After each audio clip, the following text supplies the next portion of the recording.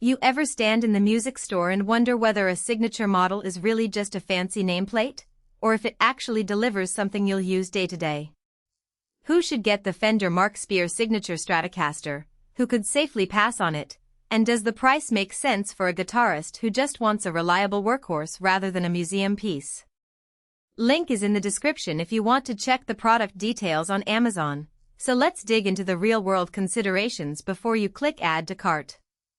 First, let's talk about the hesitation most buyers feel with any signature guitar. The name Speer carries weight in the Nashville session scene, but the average player might not know exactly what that translates to in tone or playability.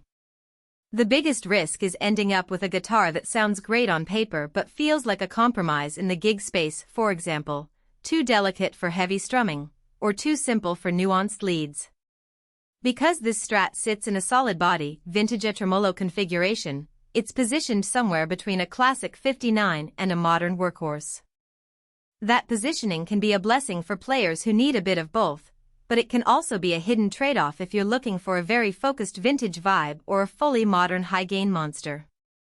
The Speer signature Strat comes with a 3-pickup configuration, a pair of humbuckers flanking a single coil in the middle. In practice, that layout gives you a surprisingly wide palette for a single guitar.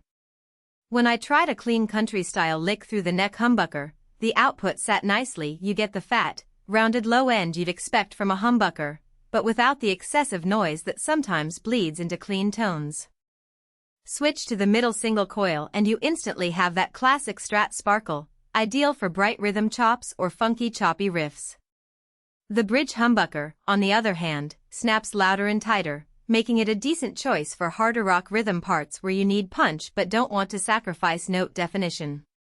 Now, who should actually buy this thing? If you're a gigging guitarist who plays a mix of country, blues, and a little rock, the blend of pickups makes the Speer a versatile companion.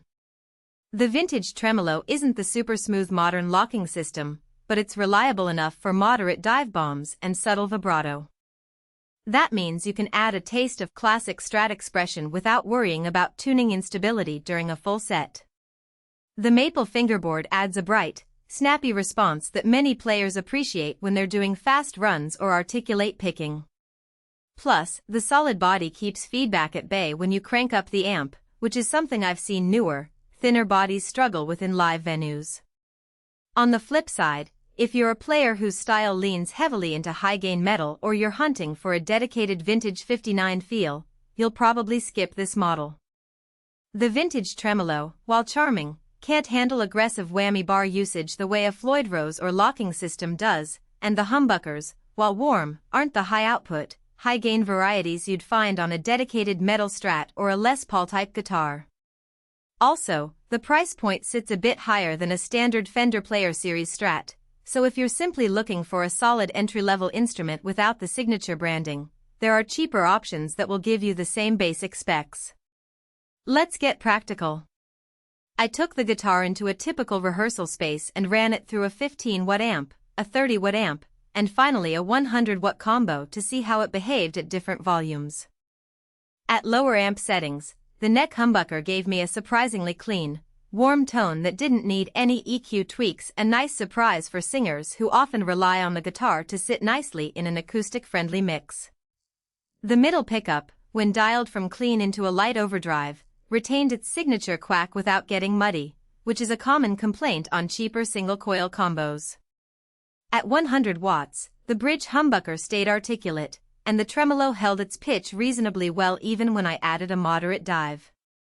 The only thing I noticed was a slight buzz on the high strings when the bridge tremolo was fully depressed, but that's the kind of thing you can live with or address with a simple setup tweak.